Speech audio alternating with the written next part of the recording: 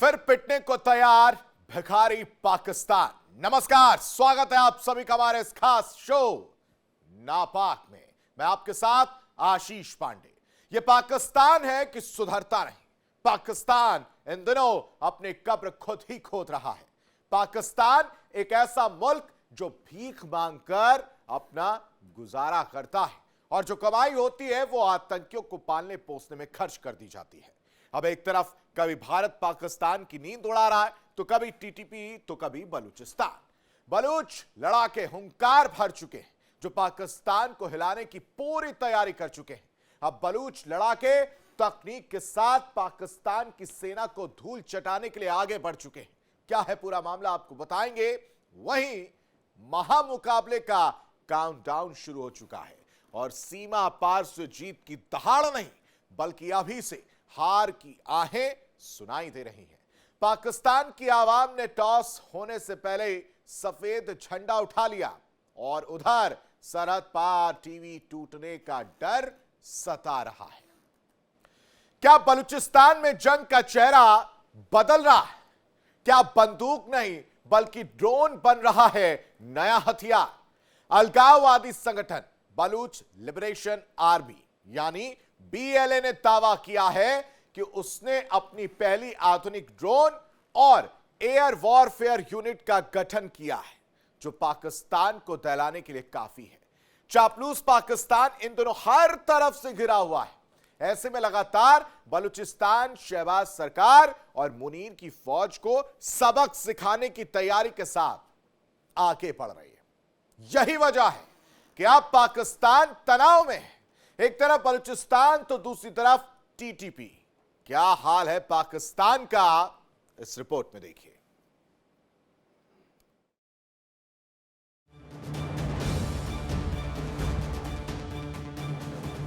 बलूच लड़ाकों की हुंकार, पाकिस्तान में हाहाकार।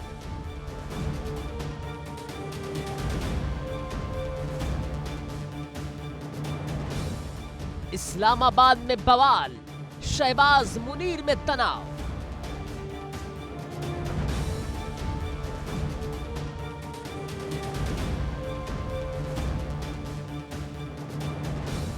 पाकिस्तान सेना पर ऐसे बरसेगा आसमान से कहर।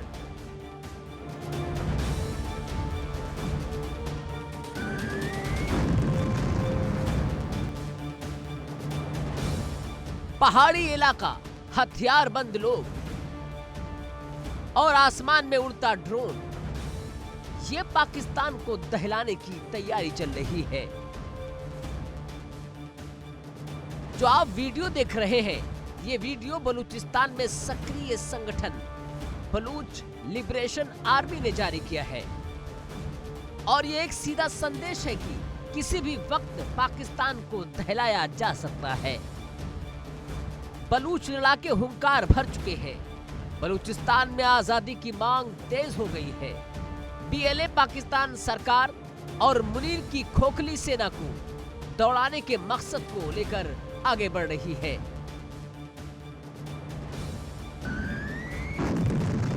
बलूच आर्मी ने अपनी नई यूनिट काजी एरो हाइव रेंजर्स यानी कि QAHR के गठन का ऐलान किया है जो पाकिस्तान में तनाव बढ़ा रहा है। दावा है कि यह यूनिट ड्रोन संचालन, हवाई निगरानी और आधुनिक तकनीक आधारित हमलों के लिए तैयार की गई है। तकनीक के साथ बलूच आर्मी लगातार आगे बढ़ रही है। करीब 2 मिनट के वीडियो में पहाड़ी इलाके में ड्रोन परीक्षण की तस्वीरें दिखाई दे रही है। इसके बाद कुछ फुटेज को हालिया हमले से जोड़ा गया है। बीएलए का दावा है कि हाल ही में ग्वादर में चलाए गए ऑपरेशन हीरो 2.0 के दौरान पहली बार ड्रोन का इस्तेमाल किया गया था। ग्वादर पाकिस्तान के लिए अहम नहीं है बल्कि चीन के लिए भी पाकिस्तान काफी अहम है।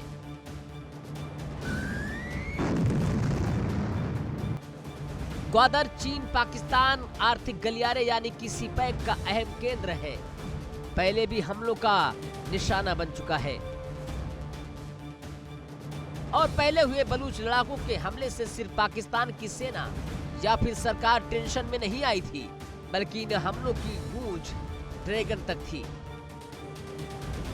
तो ये साफ है कि अब पाकिस्तान अपने नापाक मंसूबे के साथ बलूचिस्तान में एक्टिविटी नहीं कर सकता। पाकिस्तान की सेना के लिए टेंशन वाली बात तो इसलिए भी है क्योंकि कंगाल पाकिस्तान तकनीक का इस्तेमाल दूर दूर तक नहीं कर पाता, जबकि बलूच लिबरेशन आर्मी अब तकनीक के साथ आगे बढ़ रही है। अगर उग्रवादी संगठनों ने संगठित तरीके से ड्रोन टेक्नोलॉजी का इस्तेमाल शुरू किया तो ये सुरक्षा एजेंसियों के लिए बड़ी चुनौती हो सकती है।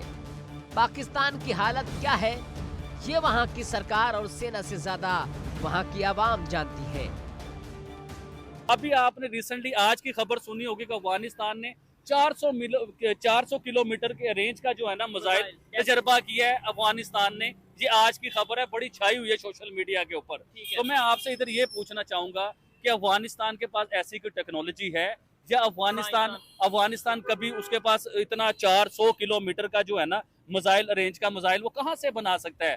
तो अब वो सोशल मीडिया ये बता रहा है कि इंडिया के जो है ना साइंसदान इस टाइम अफगानिस्तान में मौजूद हैं। अच्छा। और जो अमेरिका उधर अपने मिसाइल छोड़ के चला गया हुआ था ना, इंडिया के साइंसदान जो है ना उनके इंजीनियर जो है उन्हें रिपेयर कर रहे हैं, प्रॉपर उन्हें दोबारा से सेटल कर रहे हैं।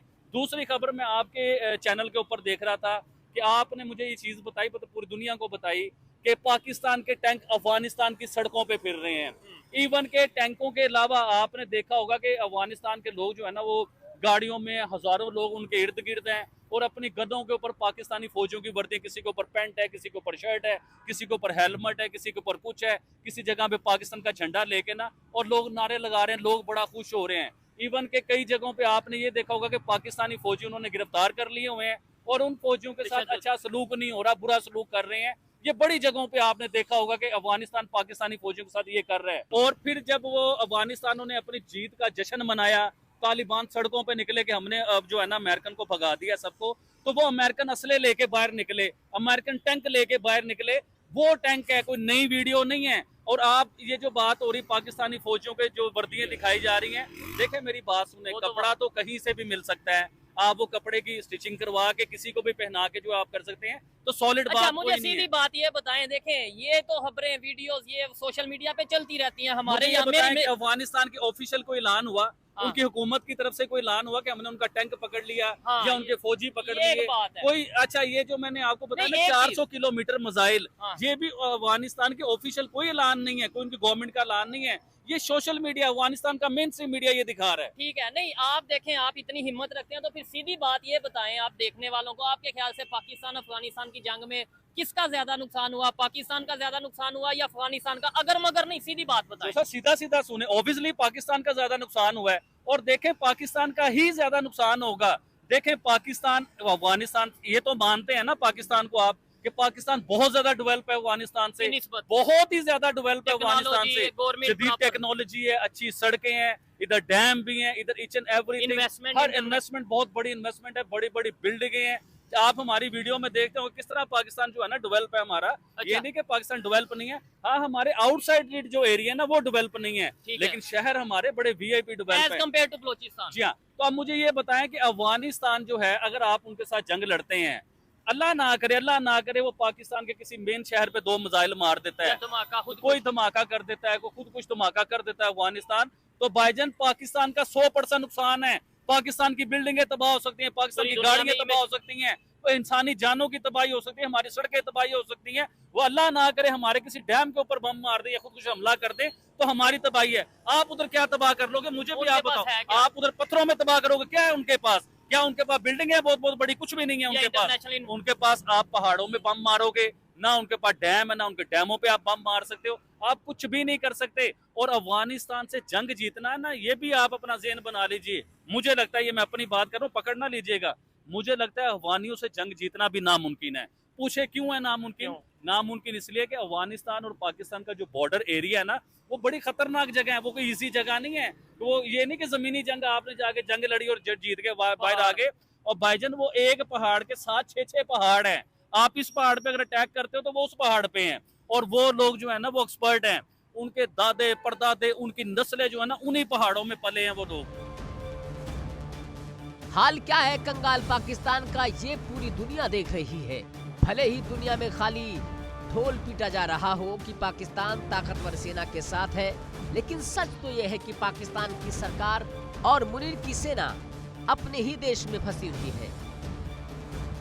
अब तक बलूचिस्तान में ज्यादातर हमले घात लगाकर या आत्मघाती तरीके से किए जाते रहे हैं, जो पाकिस्तान की सुरक्षा एजेंसियों के लिए सबसे बड़ा फेलियर है। लेकिन ड्रोन आधारित हमले सुरक्षा ढांचे को नई तरह से चुनौती दे सकते हैं और पाकिस्तान को दशकों तक दहला सकते हैं। पाकिस्तान के लिए बलूचिस्तान को आज की लड़ाई नहीं, बल्कि दशकों से चली आ रही एक बड़ी टेंशन है बलूचिस्तान। मैं ये कहना चाह रहा था कि इंटरनेशनल इन्वेस्टमेंट ना अफगानिस्तान में एज कम्पेयर टू पाकिस्तान बात कर रहा हूँ, नो डाउट वहाँ पे भी चाइना इन्वेस्टमेंट कर रहा है और भी बहुत से कंट्रीज इन्वेस्टमेंट कर रहे हैं, लेकिन एज कम्पेयर टू पाकिस्तान बात कर रहा हूँ कि अगर अभी इमेज खराब हुआ ज्यादा, यानी कि नुकसान हुआ, इंटरनेशनल इन्वेस्टर अगर कम आएंगे तो वो पाकिस्तान में आएंगे। तो भाई इस जंग की वजह से ये हो तो रहा है, हमें नजर नहीं आ रहा। देखें पाकिस्तान की इंडिया के साथ एक डेढ़ साल पहले पाकिस्तान की जंग हुई ईरान के साथ, उसके बाद जंग होगी हमारी इंडिया के साथ, उसके बाद होगी अफगानिस्तान के साथ। मेरी इन्वेस्टर, आप दुनिया का कोई भी इन्वेस्टर देख ले, आपके पास फॉर एग्जांपल 1 करोड़ रुपए है, आपने वो 1 करोड़ रुपया पाकिस्तान में इन्वेस्ट करना, तो आप 200 बार सोचोगे कि ये मुल्क तो जंगों की तरफ जा रहा है, कभी इंडिया से जंग लड़ता है, कभी ईरान से जंग लड़ता है, कभी अफगानिस्तान से जंग लड़ रहा है। तो इन्वेस्टर कभी भी आपके मुल्क में पैसा इन्वेस्ट नहीं करेगा। जो पूरी दुनिया से डॉलर आना होता है ना, वो डॉलर आना स्टक हो गया हुआ, रुक गया हुआ है। आप माने इस चीज को कि हमारे मुल्क में इन्वेस्टमेंट नहीं हो रही। लेकिन सवाल बड़ा है, क्या बलूचिस्तान में संघर्ष का स्वरूप बदल रहा है? क्या तकनीक अब उग्रवाद का नया हथियार बनती जा रही है? और क्या इससे क्षेत्रीय सुरक्षा समीकरण प्रभावित होंगे? ड्रोन तकनीक का इस्तेमाल अब सिर्फ देशों की सेनाओं तक सीमित नहीं रह गया है। गैर राज्य तत्वों के हाथों में ऐसी तकनीक का पहुंचना आने वाले समय में सुरक्षा एजेंसियों के लिए बड़ी चुनौती बन सकता है। लेकिन इन सब हालात से ये साबित हो रहा है कि आने वाला समय पाकिस्तान के लिए बड़ी चुनौती बन सकता है, जिसमें पाकिस्तान की सेना भी बलूच लड़ाकों के सामने घुटनों पर आ सकती है। Bureau report, India daily.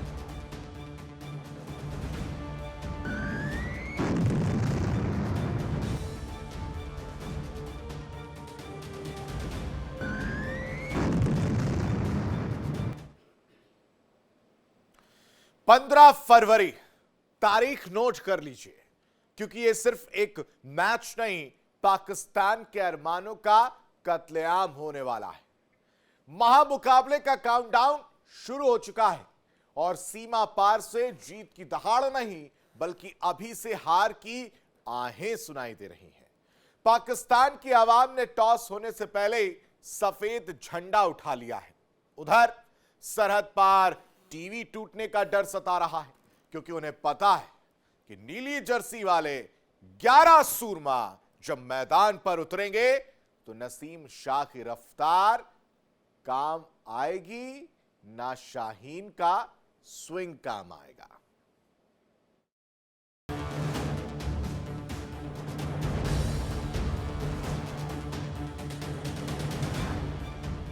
जरा इन नामों को गौर से सुनिए।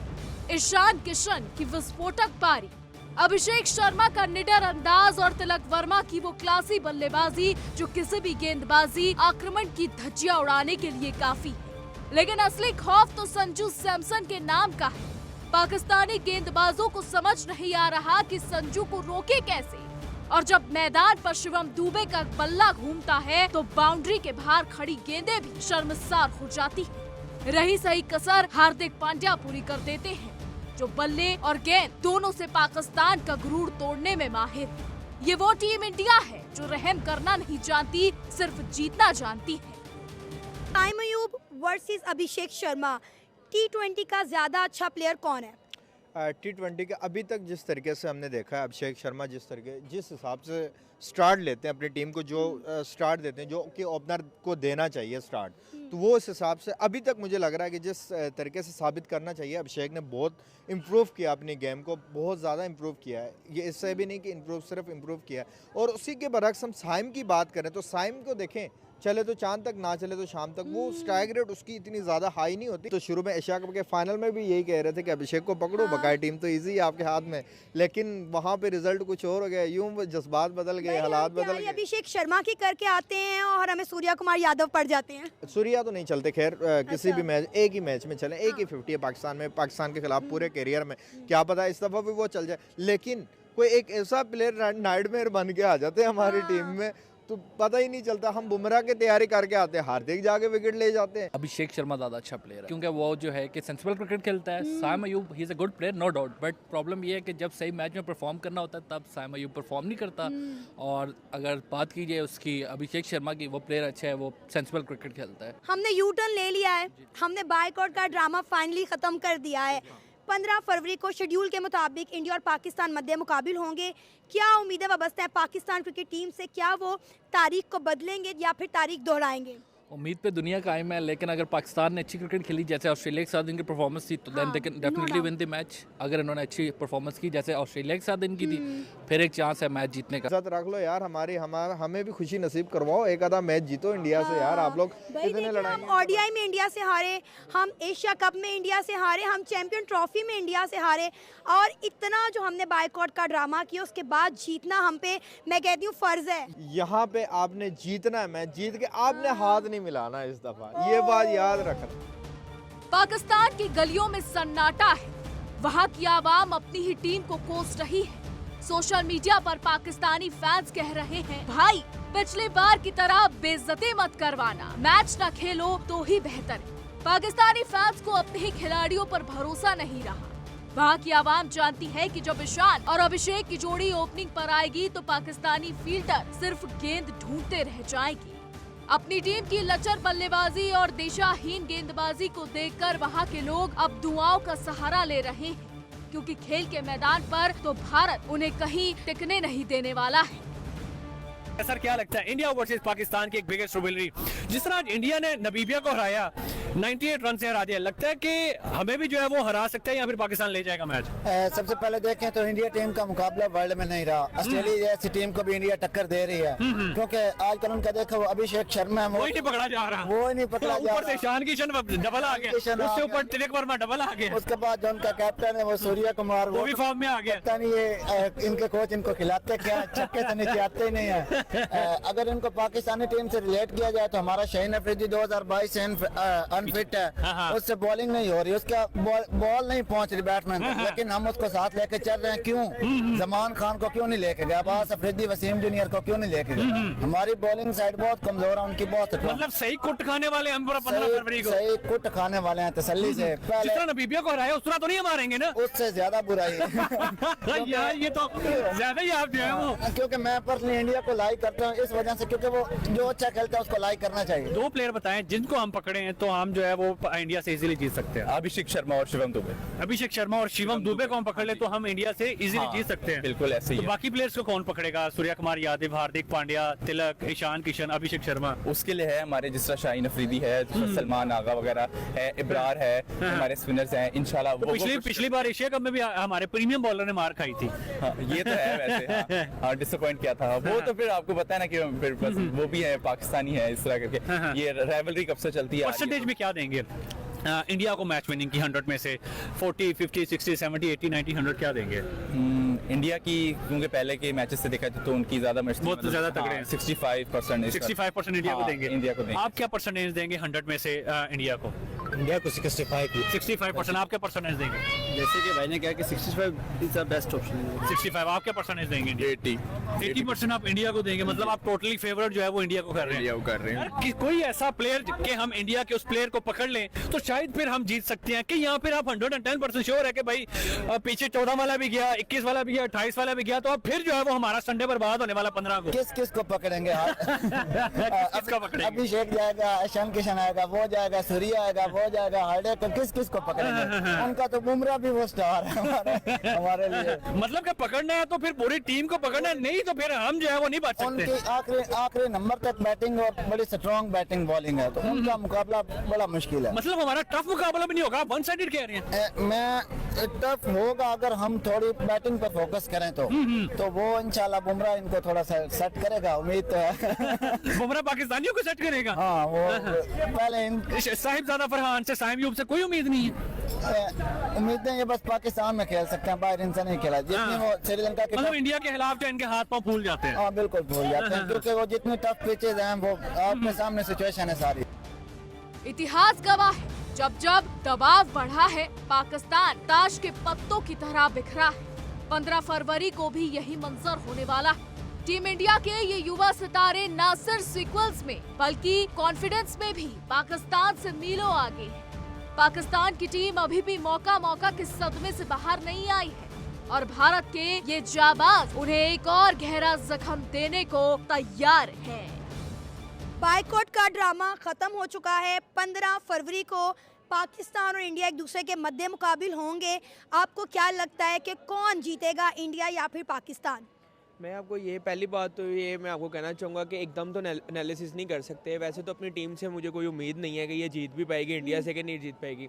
अभी आपने पिछले मैच देखे होंगे इंडिया के, जितने अच्छे उन्होंने मैच खेले, और हमारी पाकिस्तानी टीम जो कह के आती है कि तुम चाय बनाओ समोसे गर्म करो मैं आया, उनका वो वाला हिसाब होता है। मुझे जो ये टीम देख के, जिस टीम को मैंने देखा है, अपनी टीम की मैंने सारा स्काउट देखा, मुझे नहीं लगता कि ये इंडिया को टक्कर दे पाएंगे। अच्छा, इंडिया इनको बहुत स्ट्रांगली, मुझे लग रहा है इंडिया इनको 100 भी करने दे वो बहुत ही मुश्किल होगा।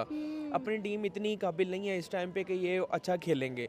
और जो मैं आपको ये बात करूँ, आपने शुरू में एक बात बोली कि बाइकआउट का बहाना करके सबको अपनी तरफ करके, मैं बड़ा खुश हुआ था इस बात पे कि यार हाँ यार इंडिया से इन्होंने बाइकआउट किया, मैच होगा ही नहीं। लोगों का ये था कि आईसीसी का सबसे बड़ा मैच इंडिया पाकिस्तान का होता है, टिकटें सबसे ज़्यादा उसमें बिकती हैं, आरपीएम उस पर सबसे ज़्यादा अच्छा आता है, हाईलाइट हर एक चीज़ उस पर चल रही होती है। वो ख़त्म हो गया। मैं कह रहा था कि यार पाकिस्तान ने बड़ा अच्छा काम कर दिया, लेकिन एंड में क्या किया है कि इन्होंने थूके चाटने वाला काम। अरे सिर्फ आप नहीं, तमाम पाकिस्तान की अवाम अपनी गवर्नमेंट के इस फैसले से बहुत खुश थी, लेकिन इंडियन ऑडियंस, इंडिया की अवाम, इंडियन मीडिया यही कह रहा था कि पाकिस्तान को यू टर्न लेने की आदत है और ये यू टर्न लेंगे, और वही हुआ। हमने कहा जी आईसीसी का वफ्द पाकिस्तान आया, पाकिस्तान ने अपनी शराइत मनवा ली और उसके बाद पाकिस्तान 15 फरवरी को भारत के मद्दे मुकाबिल होगा।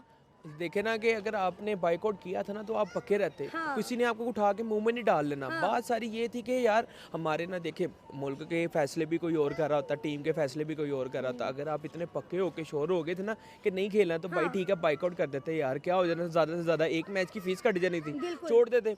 यहाँ पे लोगों ने इतना पैसा यहाँ पे वैसे ही लगा देते होते हैं। और इतना अच्छा लगा था मुझे ये चीज़ सुन के कि यार, और मैं अब आपको बताऊँ, ये जो मैच शुरू होगा ना, इंडिया इनको धोएगा, बड़े बुरे तरीके से धोएगा। लेकिन ये एनालिसिस नहीं कर सकते, हमारी पाकिस्तानी टीम खेल लेती है कभी कभार अच्छा। लेकिन अगर अब हम इंडिया से हार गए ना, यकीन करें बड़ी जलालत का सामना करना पड़ेगा कि पहले हमने इतना ड्रामा किया बायकॉट का और उसके बाद हम इंडिया के मद्दे मुकाबिल होंगे, और अगर हम हार गए तो मैं कहती हूँ बहुत जलालत होगी, बहुत ज़्यादा जलालत है। अगर आपने मना ही कर दिया था ना, आप देखें वो भी लोग ना जोश से खेलेंगे। उनको भी ये होगा कि यार ठीक है, तुम लोगों ने हमारी बेइज्जती करी थी, मैच ना खेलने का कह के तुम लोगों ने पूरे मुल्क में हमारी जो है ना बेइज्जती भी की है, उसके बाद से तुम लोग आए हो मैच खेलने के लिए। अब वो ज़्यादा वो हो के ना, मतलब कि एक्टिव होके खेलेंगे, एग्रेसिव, बहुत वो भी कह लें आप, अग्रेसिव होके खेलेंगे, गुस्से में खेलेंगे।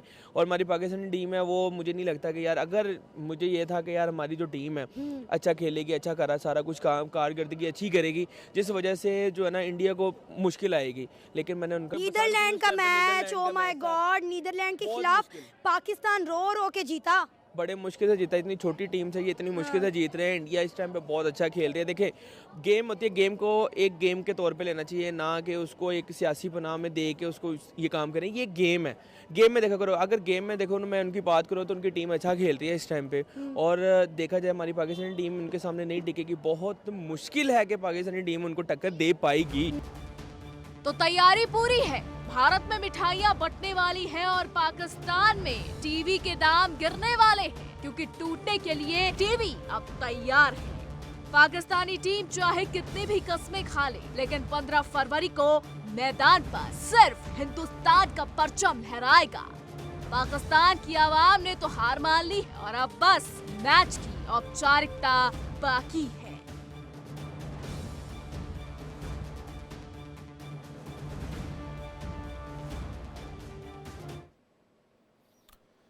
और इसी के साथ हमारी इस खास पेशकश में अभी के लिए बस इतना ही। आप बने रहिए इंडिया डेली के साथ। देखिए इंडिया डेली 24/7 अब आपकी स्मार्ट टीवी पर।